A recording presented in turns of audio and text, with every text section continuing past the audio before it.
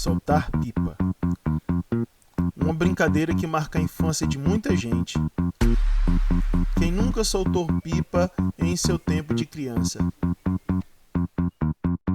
E esse assunto eu trouxe para a gente tratar na nossa aula de hoje, que é a área do losango. Mas o que é que tem a ver uma pipa com losango? Pois se liga aí que você vai entender bem essa história. Solta a vinheta!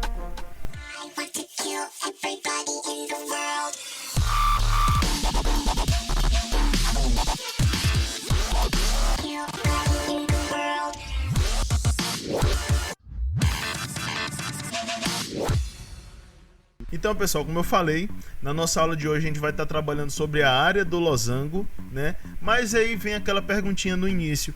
O que é que tem a ver, professor, a pipa com o losango?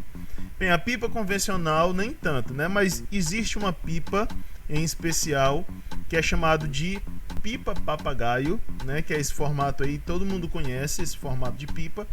Ela sim tem o formato de um losango, tá certo? Como assim, professor?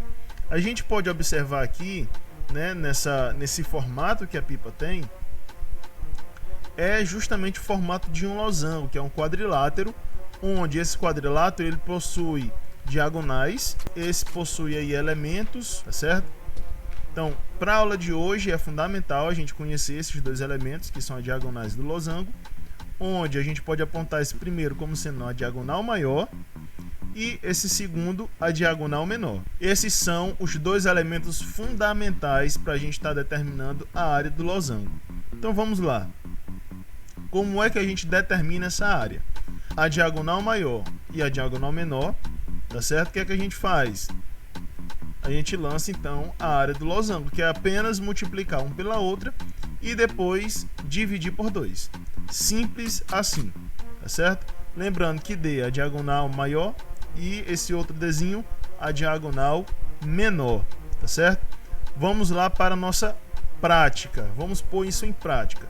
Então a gente tem como exemplo aqui uma pipa, né? Como eu falei, chamada de pipa papagaio. Então para a gente cobrir essa pipa, a gente usa uma determinada quantidade de papel, né?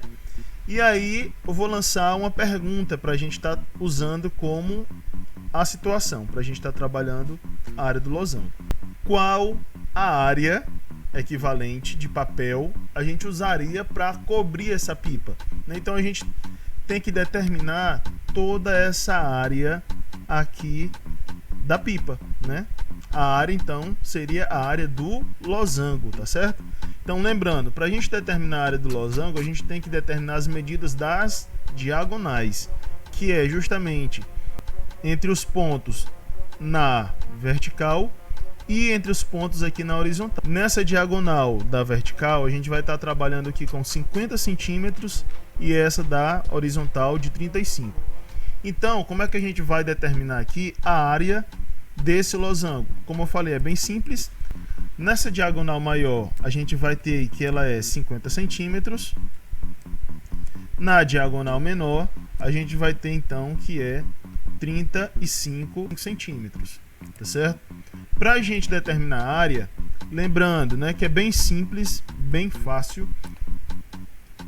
A área, a gente multiplica esses dois valores, o 50 e o 35, e depois a gente divide por 2. Simples. Multiplica as diagonais e divide por 2, tá certo? Quanto é que vai ficar então? Estamos dando continuidade aí na conta, a gente pode dizer aí que 50 vezes 35, ela vai ser 1750, ficando aqui 1750 dividido para 2, a gente vai ter então aí 875. Como a unidade é centímetros, então vai ficar centímetros quadrados, certo? Então a gente tem aqui a nossa resposta final. Como disse para vocês, é bem simples, é só a gente multiplicar diagonal por diagonal, né? A gente faz aí a multiplicação das duas diagonais e divide por 2. Pronto, finalizada a questão, ok? E aí, esclareci sua dúvida? Pois curte já o vídeo, se inscreve no canal e compartilhe com os amigos. Ative o sininho e até a próxima. Tchau, pessoal!